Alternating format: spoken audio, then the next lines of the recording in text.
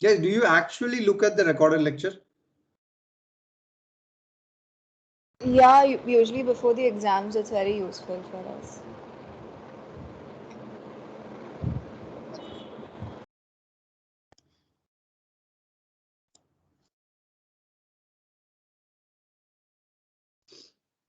So yeah, now which is the best place to place an outrigger? It depends.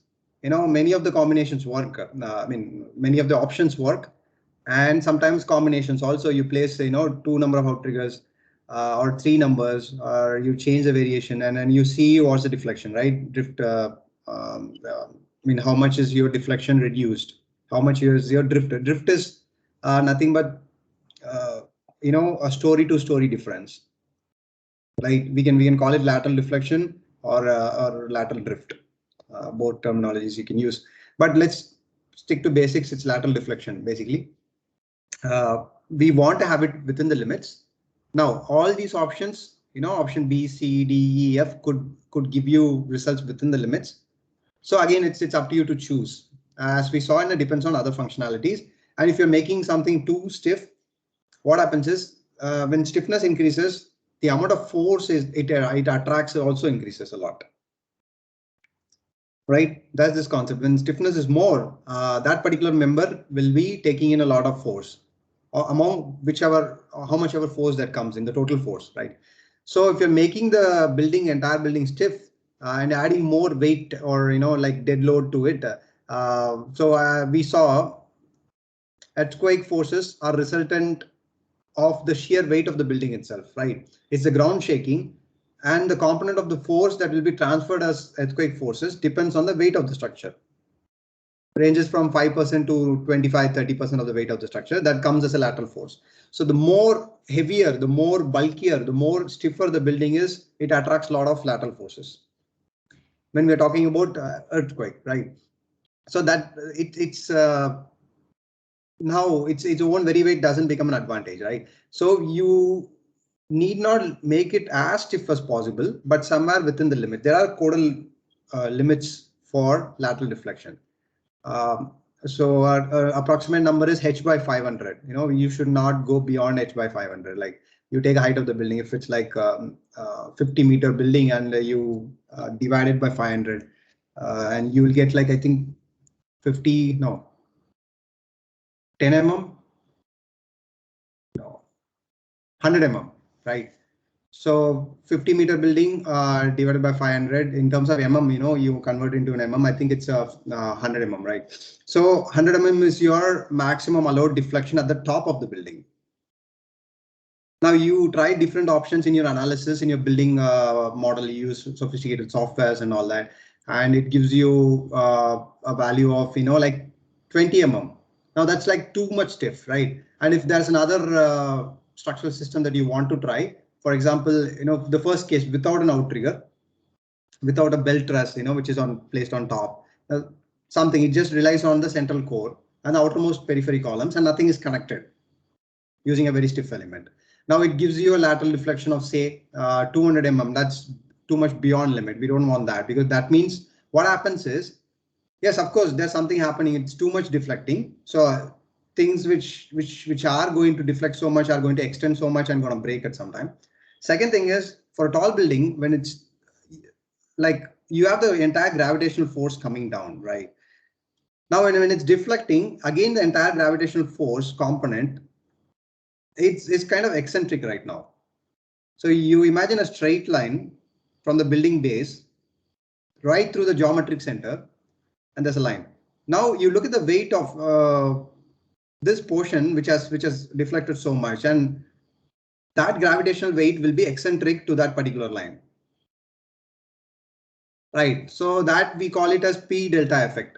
P is the axial force and delta is the deflection, right? So that kind of adds a moment and an additional, the effects, a lot more stresses and a lot more twisting and turning and things like that. And your building will be like, when it's too much bending and you add weight on that, it will tend to bend more, right? So there's lot of things happening. So that's one of the reasons we don't want it to deflect so much as well. Okay, so remember this term called P delta effects. So if your stiffness allowable is like 100 mm, try to somewhere put it in the range of 80 mm or 85 mm. You have a structural system for that, and that would work perfect. You don't have to. Now we need to work with that, whatever be the structural sizes of the members. Can you explain the P delta effect again? Okay, let me. Yeah.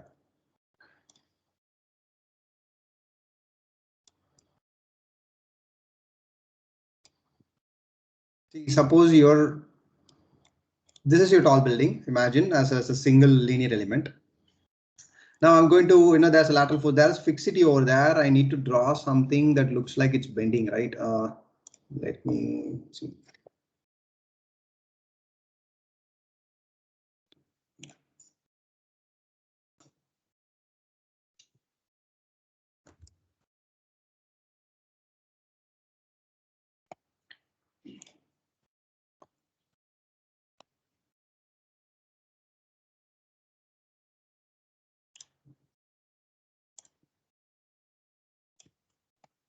Okay.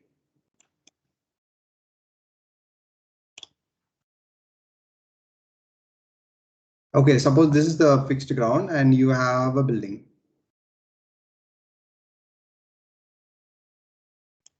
Right. So in normal cases, you have the vertical component or the gravity component of the building that is acting, right? It has, it adds up from the top of the building. Each floor is adding weight, and the entire weight of the building is on, say, for example, it's in the geometric center. Now you have a lateral force. Now it's not a constant lateral force. It's not like somebody so much tall enough is just pushing it and then keeping it in that position. No, it's going to vibrate, right? The building is going to deflect, left and right, or in the other direction also, depending on your earthquake and wind. Right. So once this is bending in, for example, this direction, you can see this is a cantilever. It's fixed at the ground, right? So it won't bend start, at the bottom. It will start bending somewhere from the top, a little bit away from the bottom. Right, something like this. Now, your geometric center is like this, now it's already running. It was supposed to be like this, right? Now it's something over here. So so this lateral force is there already, which has caused this deflection in the first place. And remember, the building is vibrating, right? So when it is in this particular position, you have the vertical component of the entire building just right above this particular line where it is actually making the shift. This entire weight will have its center point. I know, maybe not not here.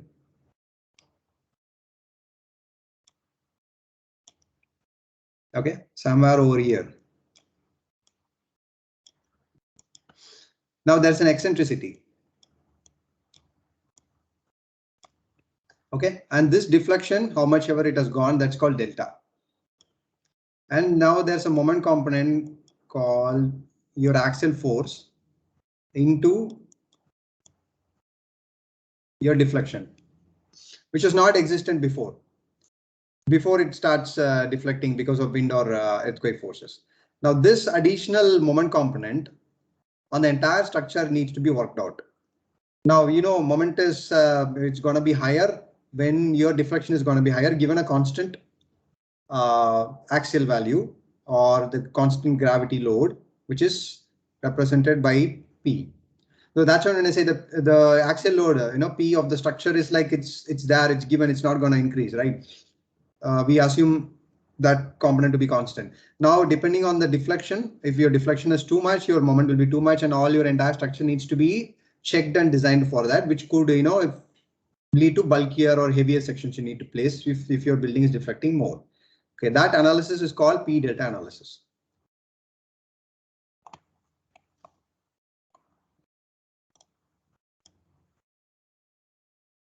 Yeah, thank you. Okay, great. Okay, let's look at some of the real-time examples of buildings with the different structural systems. You can see in most of the cases this concept of outrigger or a horizontal stiff element connecting the central core and outermost periphery columns would be seen in different forms. Basically, you have your columns, you have your shear walls. If you're going to connect them as and when required, okay, you need not connect at every floor. You are connecting at only few floors, then you would require a very deeper section. If you are connecting at each floor, then you would require not so deep sections. It would be like the general beam sizes, right? Maybe 500 mm, 600 mm, or things of like that. No, you can design it in any of the ways. Thing is, designing can be done in any way. It depends on our limitations, like our lateral drift and your limitations and your architectural limitations. Your other functional limitations or your client's requirements. The client would not like to see this belt truss. Okay, you know you would like to make it an architectural element itself. That adds to the beauty of the building. Okay, let's have an outrigger that is exposed. Make it steel. Color it with red dotting. Whatever it is, and make it part of the building's architecture itself. It depends on a lot of factors. So design is, you guys know, it's not a single solution, but the best possible solution, right? Among several other factors. Okay, this is one example where they have clearly shown us an analysis models of what happens when you analyze the building with only the core shear walls. For example, you don't consider any of the columns first of all, and if you're not considering the columns on the outer side of the core, there's no outrigger at all, right? So the base case with only the core walls, which is at the center, only the shear walls.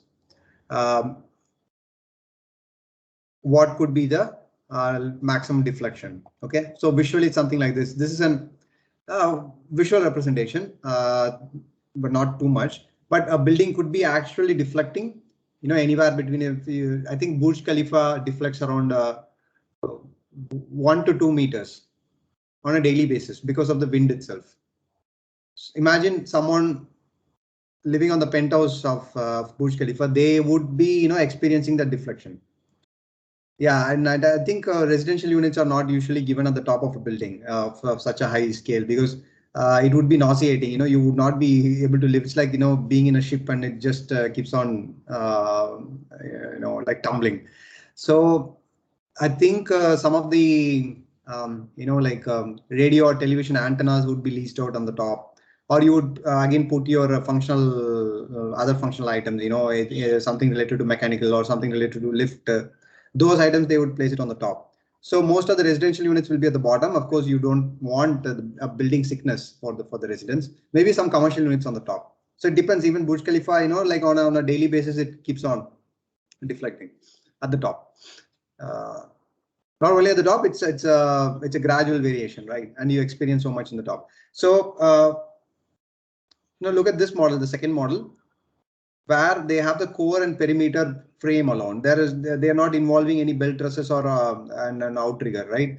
So only with this model, yes, we see drastic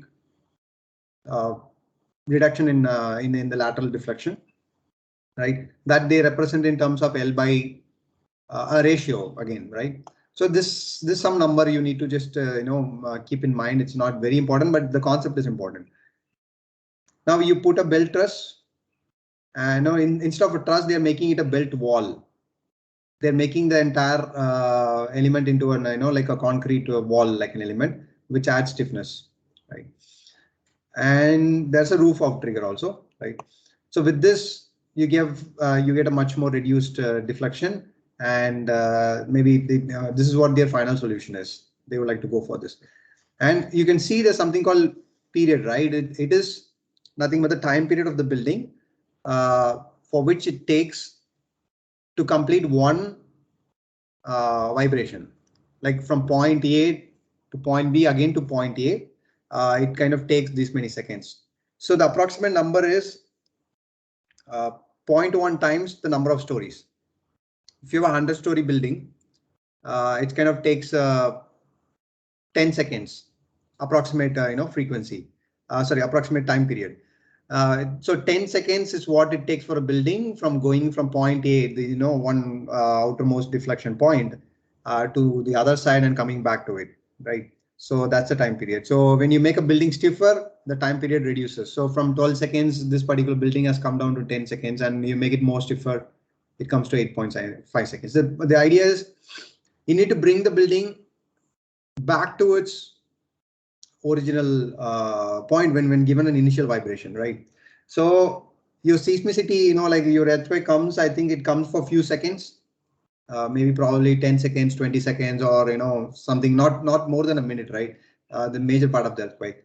So after that initial vibrations, during that vibration also it should survive. It should not collapse. And when the external vibration stops, the building needs to come to its position very quickly. So that's where building damping comes into play. We'll see about building damping also. Now, this is another example where they have used moment frames and they have used some braces, which are made up of steel, and they have a reinforced concrete core, right? So a combination of steel and reinforced concrete.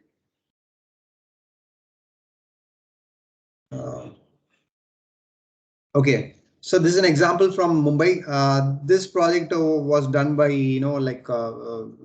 our office in Mumbai.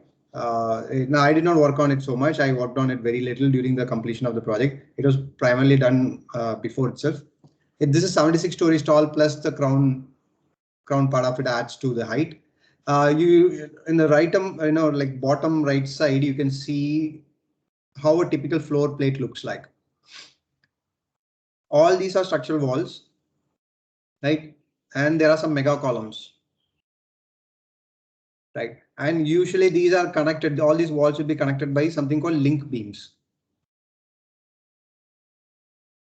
And there are some outriggers at certain stories, right? So in Mumbai or any of the tall buildings right now, Mumbai has India's tallest buildings, right? If you look at the list of tall buildings in India, almost every one of that is in Mumbai, right? You can, so the average story height, height is around more than 200 meters or 240 meters, right? So currently, World 1 is the tallest building in Mumbai. It's in Parel. I think you guys would have seen it, and it got completed recently only. So that's the one. And you please do check it out. The tall buildings in Mumbai, in India. You can also, when you go to Parel, of course you can see for real. So Nadani Heights is somewhere over here. It's like the fourth tallest currently. There are many other buildings also under construction. I think because of COVID, it could be on hold for some more time. So the key concept that you want to carry from here is it need not be only a like central core and outermost columns connected by outriggers at some places. No, you sometimes like you can have the structural walls itself, which are for both purposes. One is gravity load taking, right? What I mean by gravity is the entire floor plate. That weight is also taken by these walls, structural walls, right? Instead of columns, they make it walls. Walls are nothing but elongated columns, right? So walls are for both the purposes. They do the gravity load takedown. Also, they become active in the lateral deflection resistance. So most of Mumbai's buildings are like this.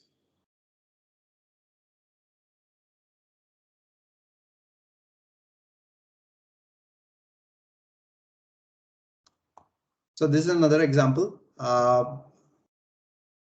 You can see the Revit model of the podium where all the three towers are connected, but this is up to the podium level only, like maybe 4-5 stories or yeah, up to that. Now after which your primary towers start.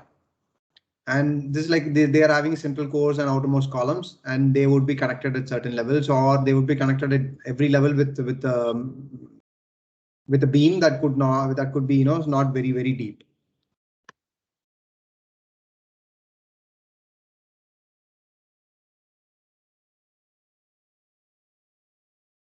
Yeah, okay. So for this building, the interesting part was the facade design, right? So there are separate specialists, like structure, a subset of structural engineers. They do specialize in facade designing because for primary reasons like the wind force is something. So each panel has to be analyzed and they have to arrive at the thickness of the panels, how the panel is going to be framed, what are the anchorage mechanisms and things like that. So there are specialist agencies which does facade design.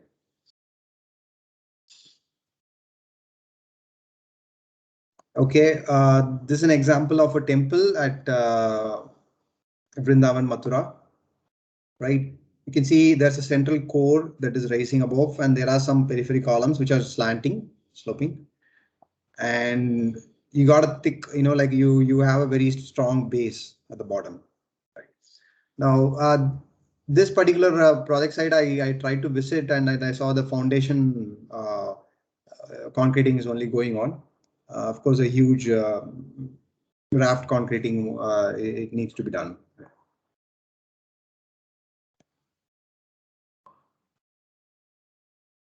Now, Marathon Next World. So the structural framing is this for Marathon Next World. This we discussed last time. So the shaded walls, the thick shaded walls are the ones which are like part of the lateral system.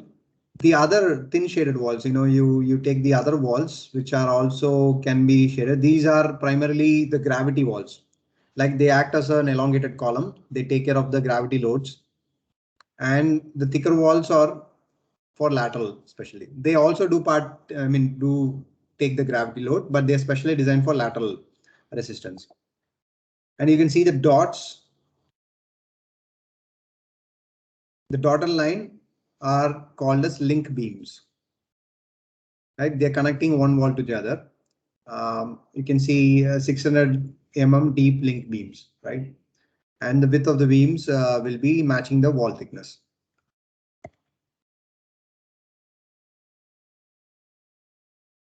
So, in China, they are doing a lot of tall buildings nowadays. This one more example. This is like 586 meters, which is like above half a kilometer. It's kind of very tall. And you look at the primary structural elements that they have. They have of course, the RC core. They have steel outrigger, belt trusses, and the columns, super columns or mega columns on the outside are called concrete super column. Basically, they are not reinforced concrete. They have structural steel members inside, right? An I section or a double I section or some sort of structural steel, and that will be encased with concrete on the outside. Right. Not only reinforcement bars, they have structural steel elements also inside. So that's what you call a composite column. And they also have the outermost frame to be moment frame. Now, these are all the requirements to make the building very tall and slender for the environmental forces that this particular building situated in this particular region needs to be designed for. Right. Okay, we'll look at this one particular example and we'll learn something called tuned mass dampers, right? So you guys would have known about this building. This building has something like something called mass damper, which is at the top of the building, somewhere near the top. Thing like this. Okay. Now we'll see what is a damper.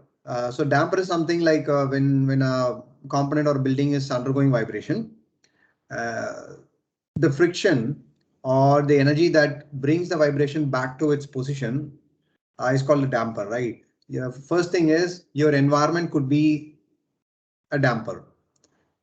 Now, any object that is vibrating, for example, the swing set that we saw. Go back to that. Right. So once the vibration is going on, eventually it comes down, right, to a rest position. What happens? Where is the energy loss? It is supposed to be, theoretically vibrating and, swinging all along, but there's some energy loss, right? There's some damping happening. Now the energy loss could be from the environment. Now we are kind of surrounding air, then there's some frictional things involved. So that is one kind of damping. Second thing is the material itself, right? The material itself being stretched and relaxed, and there's some stresses going on, right? There's energy dissipation in that, right? So and then where they are fixed on the top and everything associated with it, there are some stresses happening. There are some frictions happening in the or on the environment, right? And that's how the any motion comes to rest. If not, theoretically it would be going infinite. Now that's called the damping factor. Now, for example, this tuned mass damper.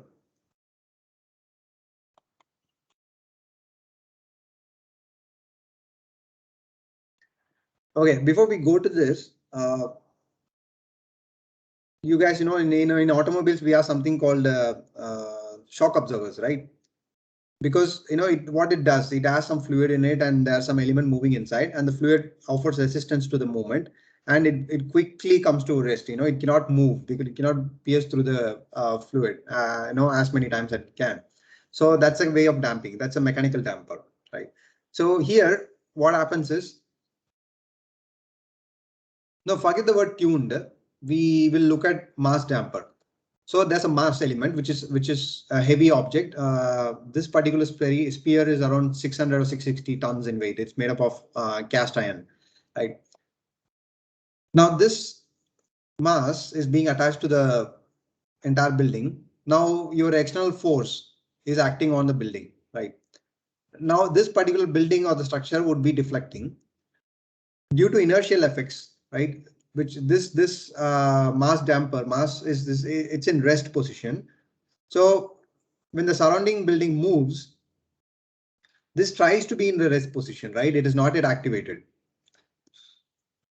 So there'll be an opposite direction of force that is induced by its inertia, its rest position, right? Now the building starts vibrating, right? It goes to and fro, whereas the action of this mass damper will be in the opposite direction, right? So that's how it brings. So when the building vibrates on the other direction, it tries to pull in the opposite direction, and the building vibrates on this particular direction. Again, it kind of continues that pulling effect, and then tries to bring the building to rest position. That is what this mass damper does.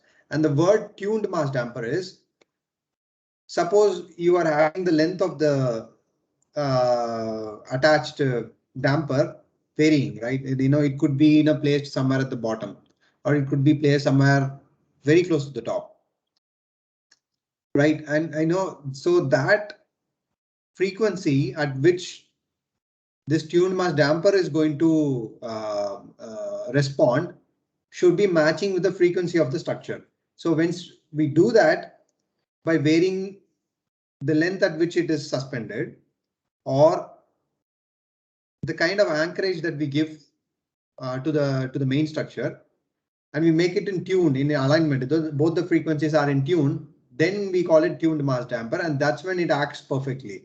If it is out of tune, rather than helping the structure to bring back to its position, it might aggravate the situation. We'll see a video and try to understand what happens when the mass damper is out of tune.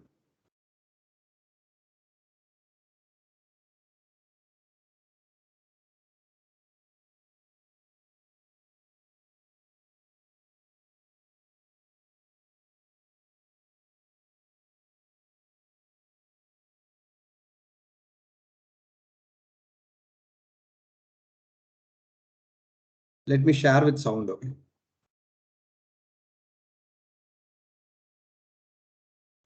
Now you may have seen me messing around with old cars or strange vehicles, but today we're in beautiful Trondheim in Norway to find out what this clever machining tool has in common with this huge building in Taipei. Well, to find out, we need to learn a bit more about vibration. So check this out.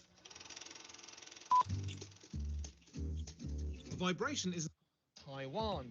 And what's interesting is, despite its enormous size difference, it actually uses the same system as Silent Tool's tuned mass damping to counteract vibrations and oscillations brought on by hurricanes and earthquakes. Their counterbalance, however, is slightly bigger, measuring 5.5 meters in diameter and weighing in at 660 tons. It even comes with its own mascot, the Damper Baby.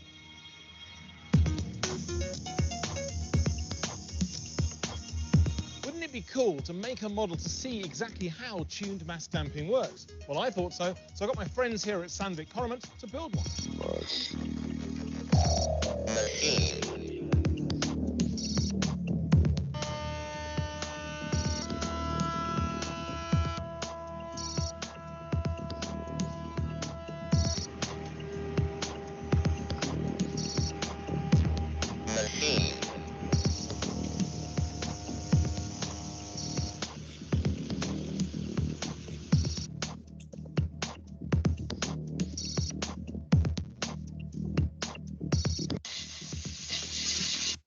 Which is great, so just maybe stand off.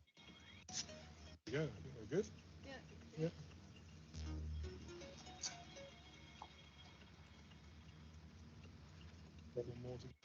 Nice. Obviously, we have our tower, so there's a small hurricane, Yep. or maybe an earthquake. So what would be really good is to actually maybe measure the frequency to see what it is at the moment, because it's obviously going to take a long time to just die down on its own, isn't It's it? a good idea. So now we have the laser spot here, Oh yeah, okay, Yeah. fantastic. and this is a Doppler laser. So this one, velocity. This one. Yeah, anybody has.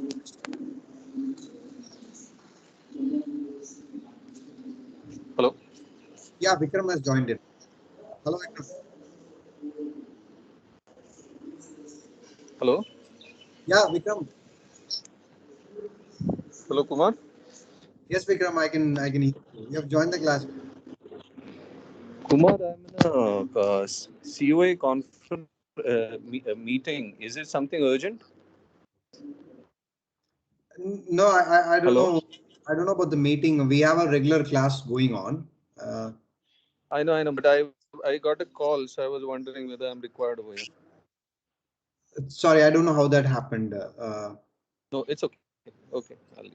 Okay, thank you.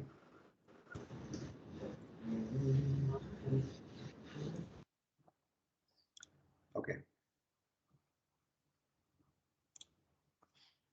So guys, yeah, I think you are seeing what's happening. So without any this particular mass damper that they are going to try, the model keeps on vibrating, right? And it takes a lot of time to come to rest position. So now we can give it a small push. Okay. Yeah, and then we just wait. Yes. Yes, obviously that's where Karin caused an earthquake or a little hurricane. Yeah. And it's coming all the way down and down and down and down and down. It's basically it's taken so long, the machine has got bored and just stopped measuring it. So in the same way with the silent tool, obviously we now need to have a tuned mass, and then we need to damp it. So what we need now is our little ball, as you say, so our 660,000 kilogram ball down into a little tiny thing, and then we can put that into position. Yes. And then once it's in position, we need to tune it, presumably, just to get it Exactly. so it vibrates, in relation to the tower. Because we know we want the frequency of this one and the frequency of the pendulum Yes. to Okay. be quite similar. Okay, so let's have a look at our pendulum. Now, what is this weight made of? This is wolfram or tungsten. Tungsten, so it actually is very heavy for its size. Yeah, very high density. Yeah. Okay, thread it through here. Yeah. Really. Just pop that down there for a start. So let's just get it so that it rocks the right way. Yeah. About there, do you think? Yeah. Now we can see.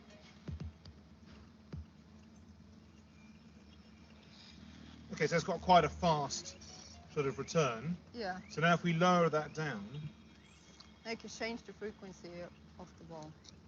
so now if we rock it again, so that's a much more kind of relaxed frequency. So that's more in tune with the building. So this is exactly effectively what you're doing inside the tools, is you're having to change that or tune that mass so that it actually does this transfer.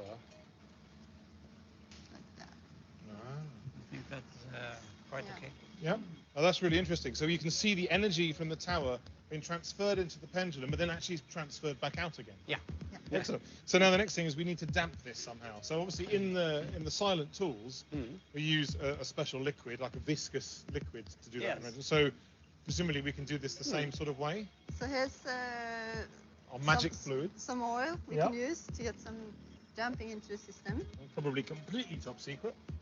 Excellent. Basically. The magic ingredient. And it will be really interesting to see how this will work.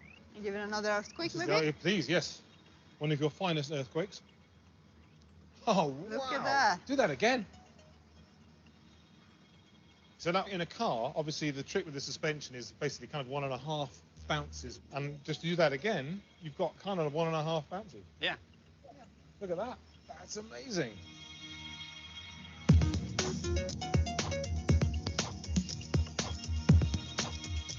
Well, that is incredible. So our model tower is now completely resistant to hurricanes and earthquakes thanks to tuned mass damping. And so clearly the physics works whether your tower is nearly 500 meters tall, whether it's a meter tall, or whether it's in a tiny tool. Yeah. I think we deserve a little round of applause. So now you know this. Yes, guys. So we saw how a viscous liquid kind of adds, the damping factor. In addition to this tuned mass damper itself, which is going to, bring down the vibration by acting in the opposite direction, right? So in the real case, they did not, fill it up with a viscous fluid, right? That particular flow. So what they did was they had some shock absorbers that you can see, fixed to this.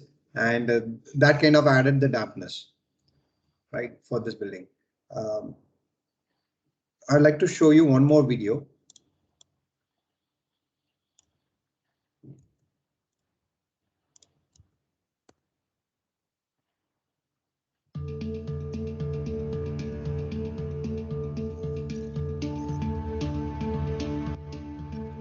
In many of the world's tallest skyscrapers, there's a secret device protecting not only the building, but also the people inside from strong motion due to wind and earthquakes.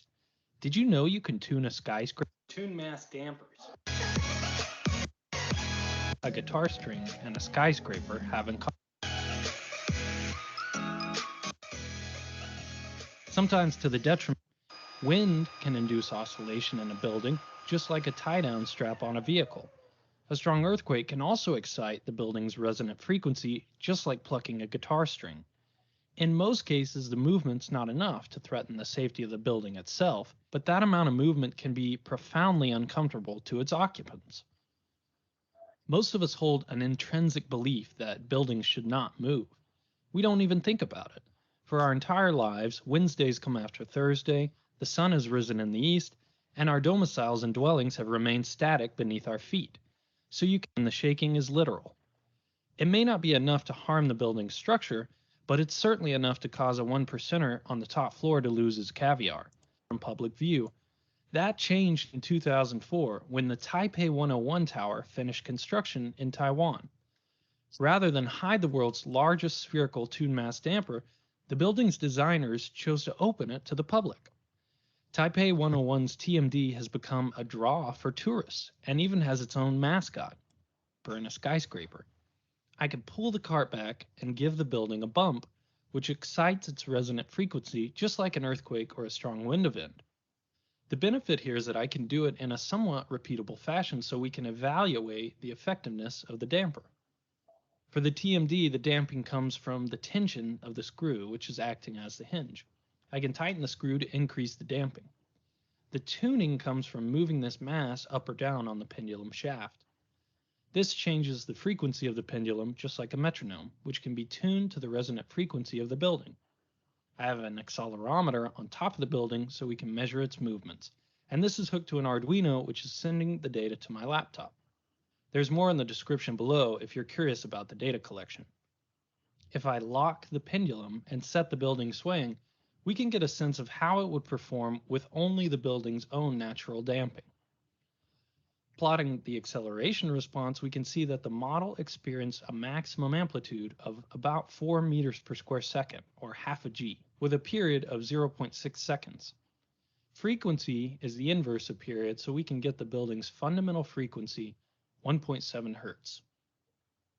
We can also see that the building has some natural damping just due to the internal friction in its movement. Otherwise, it would just sway indefinitely.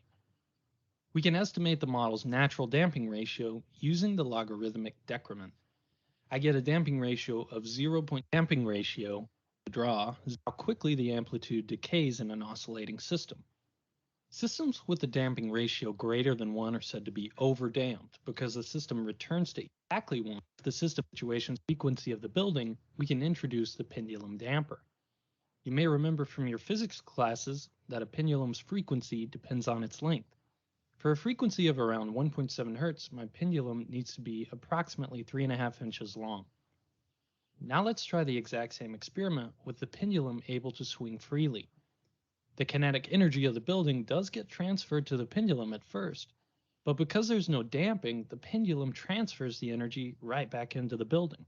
So instead of reducing the amplitude, instead the pendulum just continuously swaps the kinetic energy with the building like a hot potato. You can only imagine that this erratic behavior would be even more alarming to our topmost tenants than the steady but slowly decaying motion of the previous example. Now, let's tighten the screw to add some damping to the pendulum and see what happens.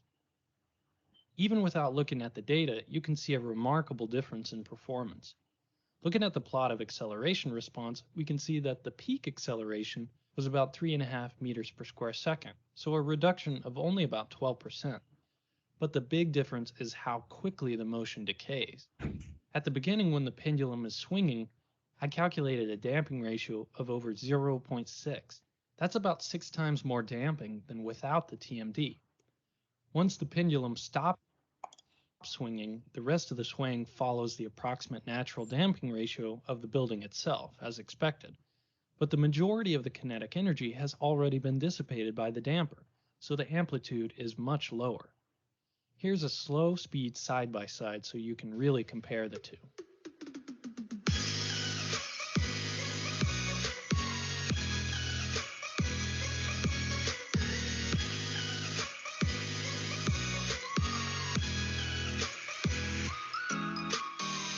As silly as this little experiment looks, it's actually not that far off from what engineers do in the real world, usually without the googly eyes.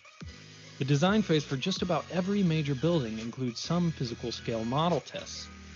Of course, a tuned mass damper doesn't completely eliminate movement, but we saw that it can certainly make a difference.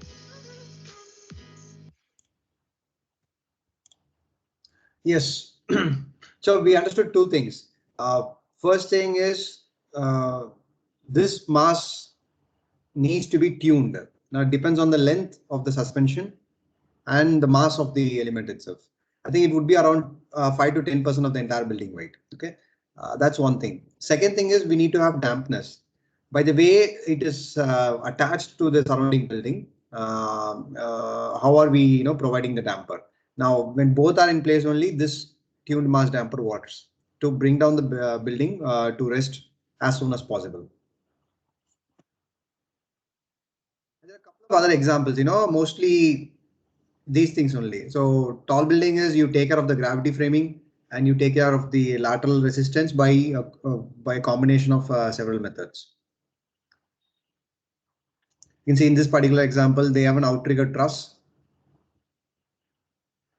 right? Which is like very evident to the public itself, right? Okay. Now this is the model of Kingdom Tower.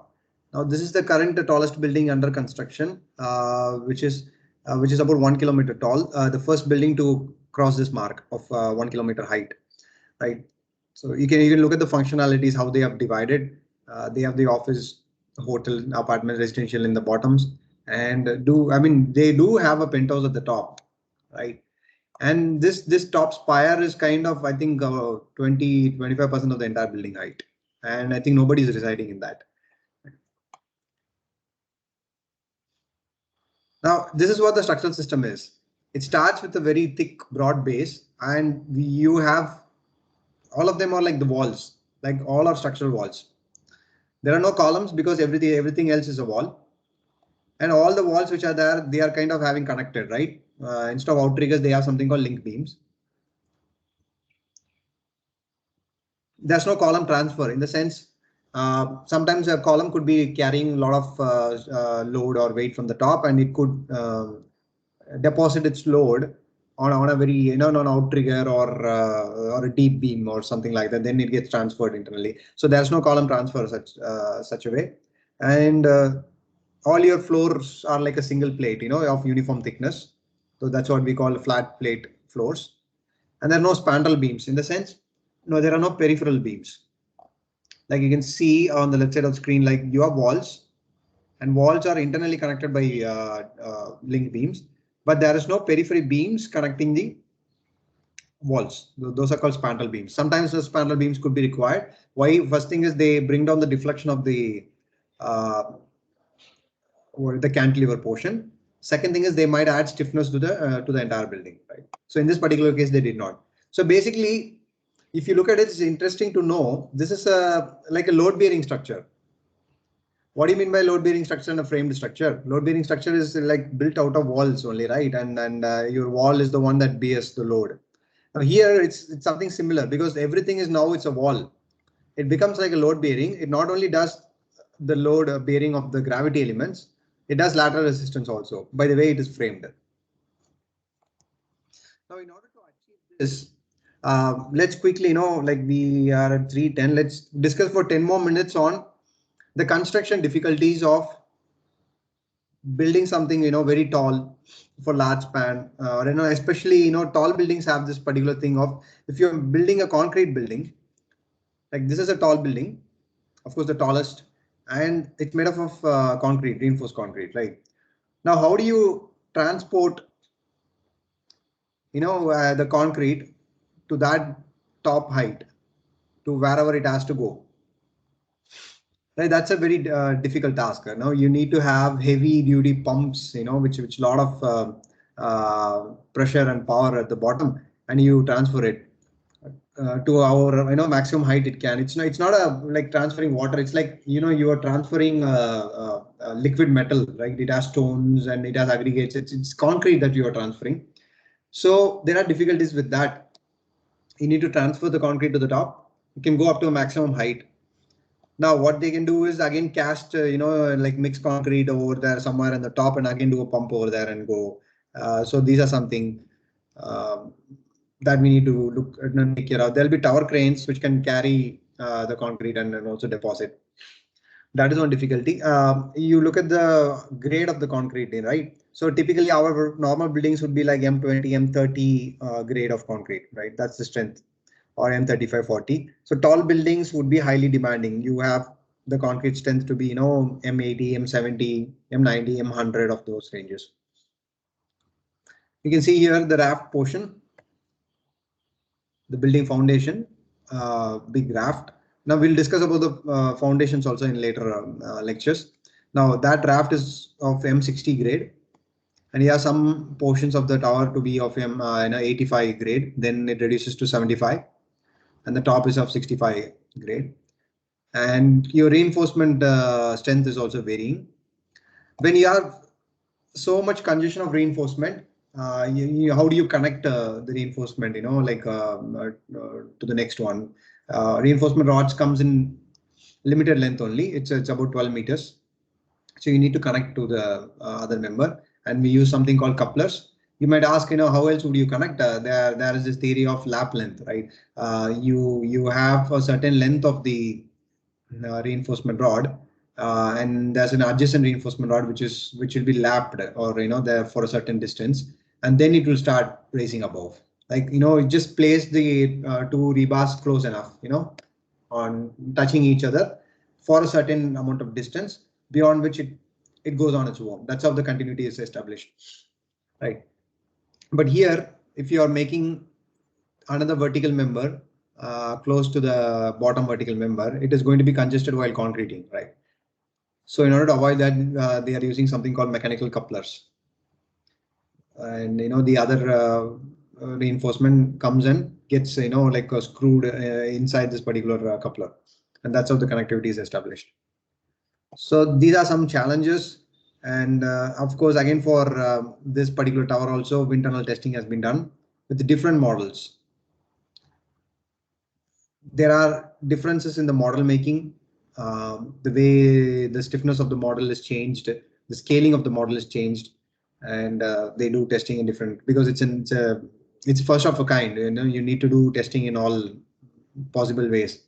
Not only one software they rely upon, they test in 2-3 softwares. Sometimes another entire team. There are other companies that would be checking the design of this particular building. That usually happens. There we call it peer reviewer. There'll be a structural engineer.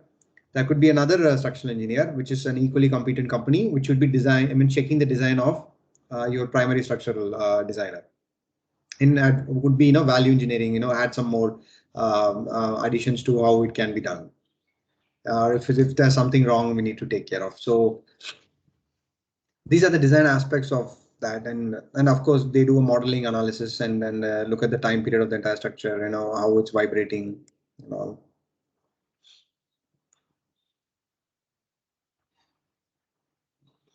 So these are some numbers from the concreting that has happened. So your raft, the entire foundation is about 5 meter thick. Imagine 5 meter thick raft. That's around I think 16 feet, right?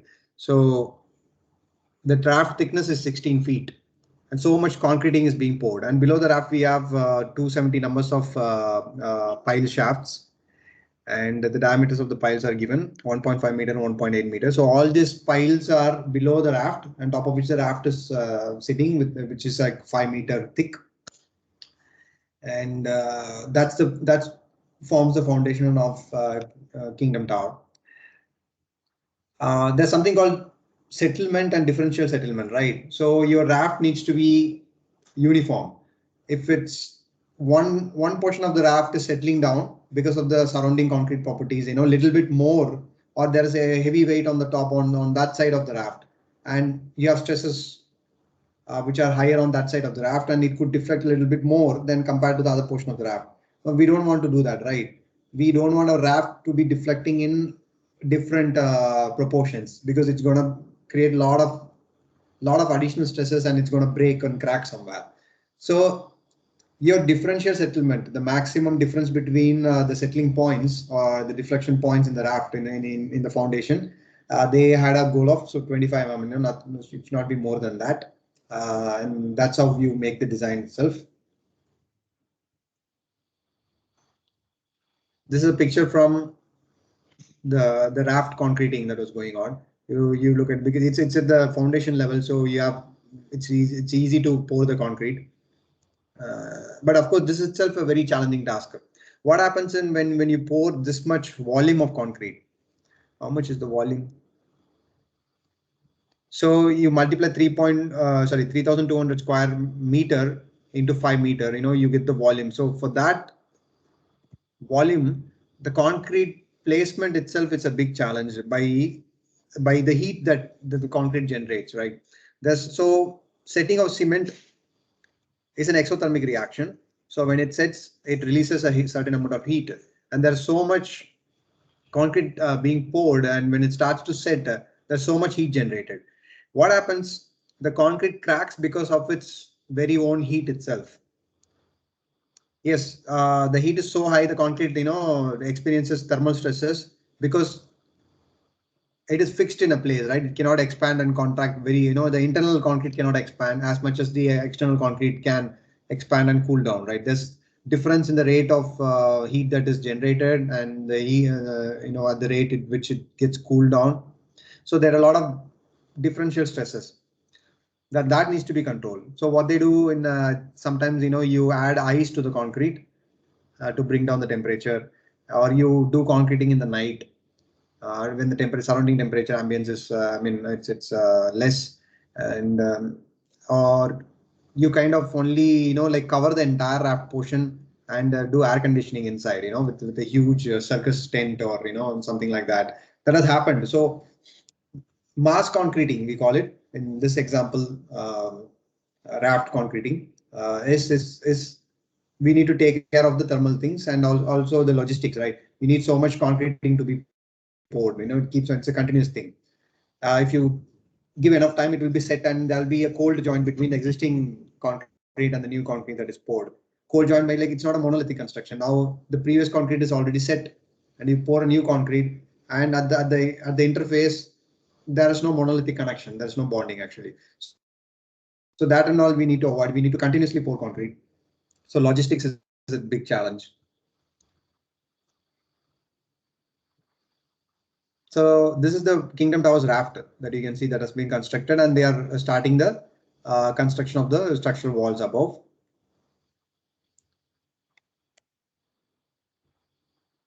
Some of the progress pictures.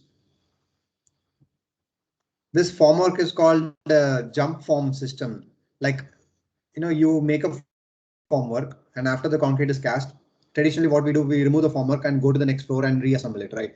So it takes some more time in that traditional method. So wall jump form is the entire formwork.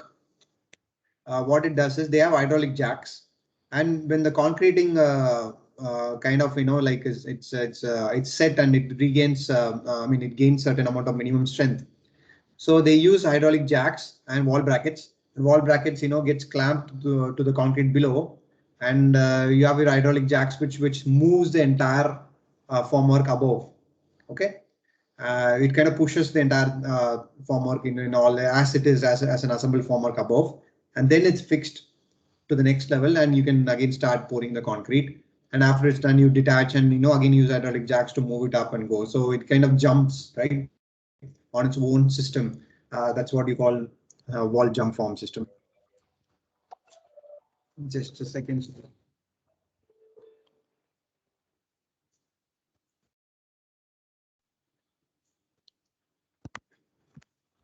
These are some progress pictures. I think it has not yet topped out. It's under still under construction. It's been going on for some long time. Right. Yeah. So this is the difference of heights between some iconic buildings. So the Typeway 101, which had a tuned mass damper, is over here, and you can see the height difference. It's nearly double of the height the Kingdom Tower. Now, Petronas Towers in Malaysia is very famous. It has been a tall structure because it's a twin tower, and they have a sky bridge also somewhere there, and it's been staying for some time. Then it got superseded by many other buildings. Right. So tuned mass damper is not in all the buildings. If you see Kingdom Tower, it's not right. They have the structural walls itself as their system. So, and tuned mass dampers was not seen in other buildings also. It's not in all the buildings. Someone in the video said in most of the buildings, no, it need not be the case. If it's required, if it's going to add value to the system, and if that's your architectural and structural design, then we can use it and check it. But it's not a compulsion, right? It's always a combination of things. Right. So this is the end of our lecture, and this slides I would like to explain. So for high concrete, high strength concrete, we talked about M80, M90, and M100 grades. We need some additional materials apart from our traditional cement, which is especially called silica fume or microsilica, which makes the high strength concrete possible, along with some other cementitious material, or we call it supplementary cementitious materials. Now for tall buildings, it's not only about the strength of the concrete. The other factors which they use in structural design is the modulus of elasticity, the temperature or heat of adhesion that we saw. It's a construction issue. And your concrete needs to be pumped. It needs to be flowing, right? You have so much congestion of reinforcements, right? You imagine a formwork, and we are already pushing the entire structure to its maximum, the size of the structural members, and you want to restrict the size as much as possible. And so what we have to do, we have to increase the reinforcements inside, right? That's what eventually happens. But you cannot go beyond a point. When there's so much congestion inside the concrete, inside the member, then pouring concrete is a problem. There are aggregates which are like 10 mm size aggregates or 5 mm size aggregates, right? So your concrete needs to fill properly all the gaps. inside the formwork. If it's not filling, then it's not going to serve its purpose. It's the structural member won't be able to take the stresses, right?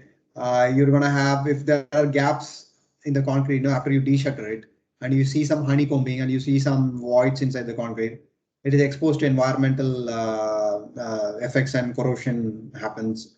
That's going to damage your building. And if you're not able to get the form itself right when you're pouring the concrete, then it's not, the intention is not met. Those items. Now, there's something called creep.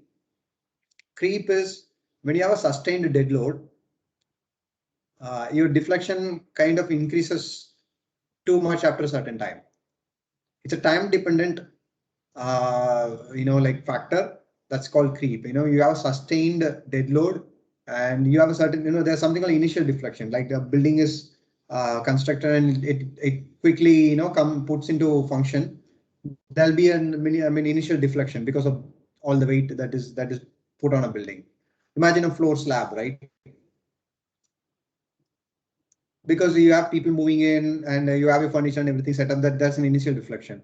Now, after years pass by, maybe 30, 40 years or 20, 30 or 50 years, if your creep factor was not taken into design, what happens is that deflection kind of happens, increases throughout time.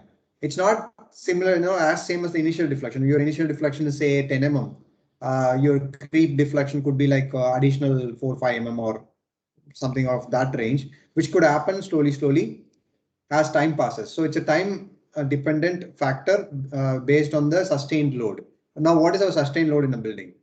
It's the dead load, right? Your tile finishing and your some furnitures and items and the slab dead weight itself. So it depends on that. So that factor needs to be also analyzed. It's not only for the slab, it's for the entire vertical member, the columns and walls also. And shrinkage, yes. When your concrete is setting, the water inside the concrete is being utilized and kind of evaporates also. And your set concrete, your hardened concrete is going to shrink. And that happens also throughout the time. There's something called initial shrinkage and there's something called drying shrinkage, which happens throughout the years. Right. And of course, you need to have other functionalities also checked, like fire safety, things like that. Right. Okay, this is a typical mixed proportion of the concrete for 16,000 PS. I think it's M85 concrete that we talked about. SCC is self-compacting concrete.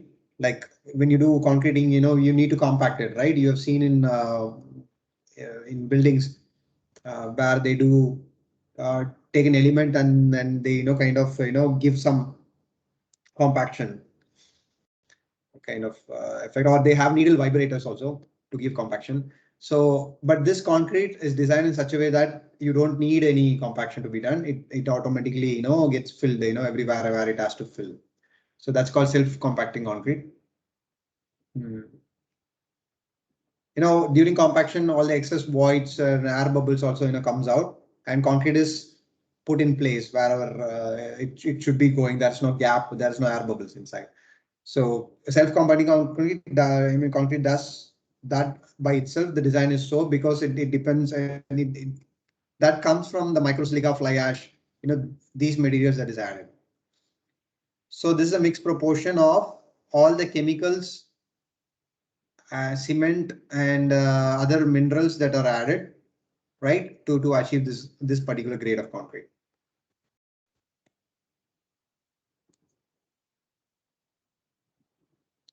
Yeah, this is a slump cone test. Look at the how much is the slump, how much is the flowability of the concrete, because this particular concrete needs to be pumped and also placed inside the formwork.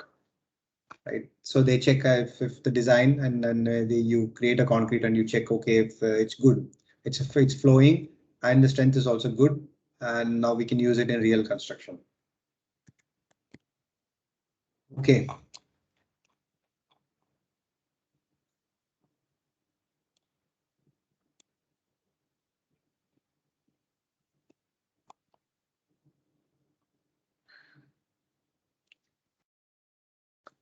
Okay, so we have come to the end of this topic. So what we'll do, you guys needs to start, start doing that assignment one. You please, take one example, or, take your favorite tall building and study it, give a design brief, what kind of a building, and what's its function, where it is located, and what's the design team, who is the design team members are comprising of, and what is the structural system. So your focus should be on more on the structural aspects. How did they come up with the design? If you have any data on that, please do share it. So make a report of few pages. Like you can add descriptions in it, you can add figures in it, and you can tell why that particular tall building was designed in such a way. What are the different structural elements? What do you understand by that? How it has been effectively used in this building? I would like to do that. So what would be the best way, I think, to form groups of 3 people or 4 people? Do you already have groups?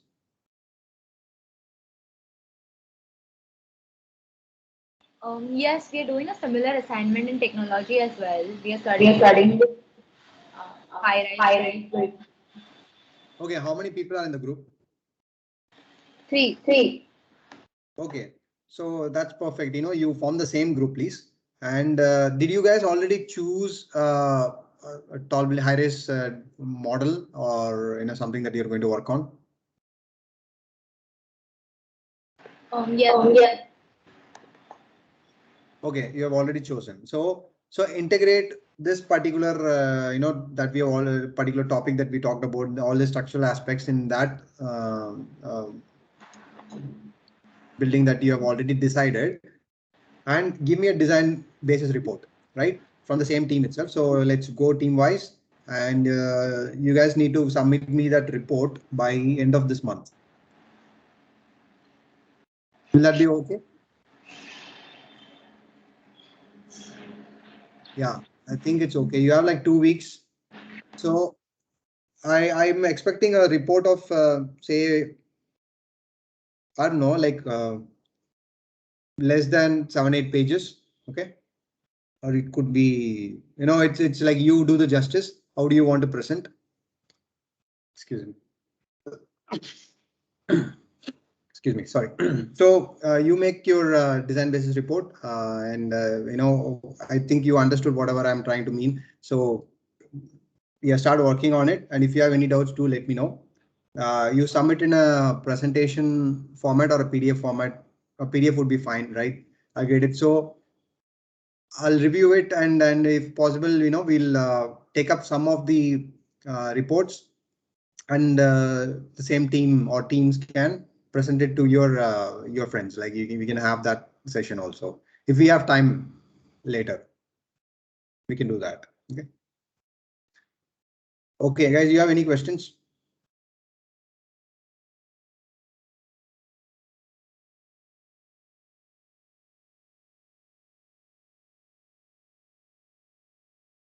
Any questions on the assignment? No. Okay. Guys, hold on. I did not take the attendance yet. Let me take it.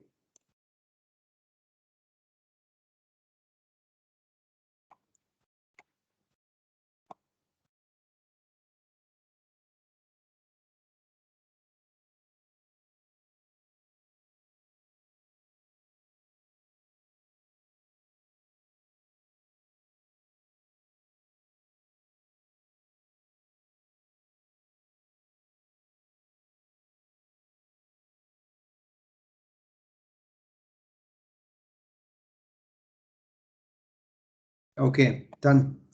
So thank you so much. If there's any questions, you do let me know later, and start working on the assignment, right? So next week we'll see some other topic. And you'll have also a small quiz before we start with a new topic. Okay. Thank you so much. Bye. Thank you. Thank you.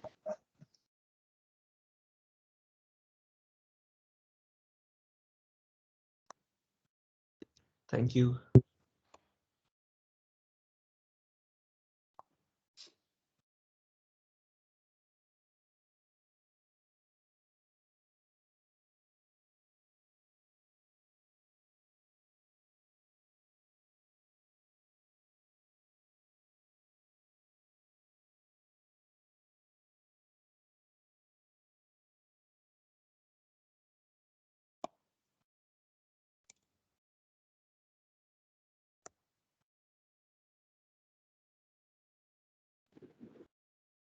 Hi Guru, this is Meg here.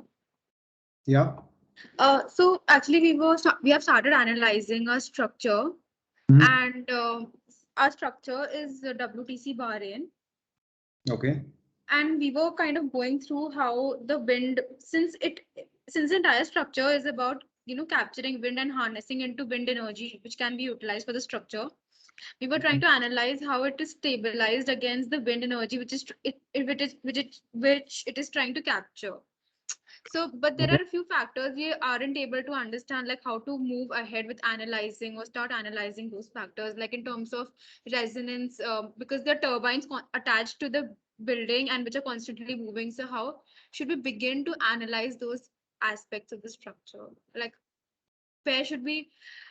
What are the factors that we should study to understand how it is, supported against?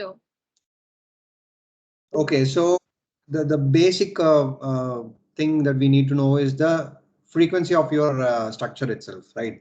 So that can be taken from the time period. So if you have your building and you have the time period of the building and you do inverse of it, that gives you the frequency. Now that frequency, Okay.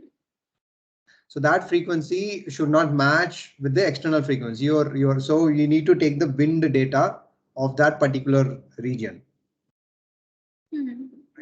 How much is the wind force, and what is the, you will have a graph which says the gust factor of the wind. There's a basic wind speed, and there'll be something called the dynamic wind factor of that. I think if you can look at in maybe Dubai municipal websites or something like that, search for information about what's happening in that particular region. So then you will get the external frequency of the wind at which it keeps flowing. So that particular wind frequency should not match with your building's frequency, right? So Right. so that's where you have a check. Okay, it's not going to have resonance. And So, for the sorry, continue please. I'll ask later. so in a real world design, your client will be providing you the information, or you as a designer would be asking your client to provide the information, right? They would get the details from the Dubai Municipal Corporation or who has it, which governing thing has it. I think in India, you can also check out some websites where they give local wind data like rain data. You have different rain things, catchment areas and things like that. So similarly for wind also, the meteorological department of India gives you the wind data. So similarly, Dubai should also have some websites or forums where we can get it. And there should be, you should try to look for or arrive at the frequency of the wind that is happening, and your building's frequency, you compare it. It should be well away, like it should not be close enough. Then, so that's when resonance happens. So you had another question. Yeah, so I was asking like the time period of the structure. Is that information like quite available, or like how do? So you try searching for structural reports of the building that you're looking at. Go look at the website of that building or the government agency which might have, or search in the internet, like things like that, or the approximate number to find the frequency would be, I told you 0.1 times the number of stories. Okay. Right. If you're not able to get that, I don't know to what depth of analysis you people are doing. It depends. But if you're able to get the frequency of the building directly somewhere, it is given in any reports available on the internet, or if you can ask someone, like in a sense, the structural engineer who has worked on the building, and you get their contacts, you just email them and ask straight away. I'm a student who is working on these things, and you have worked on this. Can you just tell me these information? What is the building frequency? What is the building time period? And what was the external frequency? If they can help, I think they can give it to you straight, or you need to find it somehow, right? Okay. Yes, that. Yeah, we also needed to find like joineries because it has 3 bridges. So and it invites, like this building invites wind unlike any other. So we wanted information on joineries of bridges to the building also, and the facade, uh, like how facade treatment is done. Like you said today also, that some wind paneling and anchorage on screwing of all this of the windows against wind forces. So that also Like we have emailed today only, like right before the lecture, but we're just wondering how to analyze that. Okay, so the joineries, it depends on what kind of a joint that we like to establish. It's a simple, I think most of it would be a moment resisting connection. And you're talking about joineries between the bridge and the building. I did not get that. Can you please explain? Yeah, so it has two towers, and there are three bridge connections between the two buildings. Okay. So those joineries basically. So that you might have to look at. I don't know if look at the building designer's website. They would have showcased that model, and if possible, they would have shown snips of the exact things that you're looking for. Things like so getting the information is plain simple. It could be there could be reports on the internet or some photographs, some pictures on the internet, or else we need to contact them directly, right? So or you look at some similar joinery details in some other buildings, and you can try to make sense why they are provided over there and what actually okay, this is a possibility they could have provided here also, right? So you can compare some other joineries and also make sense here. See, if I had worked on that particular building, if my company was worked on, I could give you more information. But those are so that becomes the property of the designer and the client itself. No? Like they would like to disclose or they would not like to disclose. So that's there. Because once the designs are out there, there are competitors who would like to look at how it has been designed and they would take information. So they would just tell you the gist and how it has been done. But I think that is enough for you. That should be there on the internet. If it's not there, I also cannot help much. We need to maybe look at websites or email them. All right. Right, but I can explain you if there's anything you got some joinery details and you want to know how it works, that then I can sure explain you. But before we have the details, pictures ready, until then, like I can only give you theoretical explanations. Yeah. Yes. That should help. Thank you so much. Yes. Thank you. Thank you. Okay. Thank you all. Bye.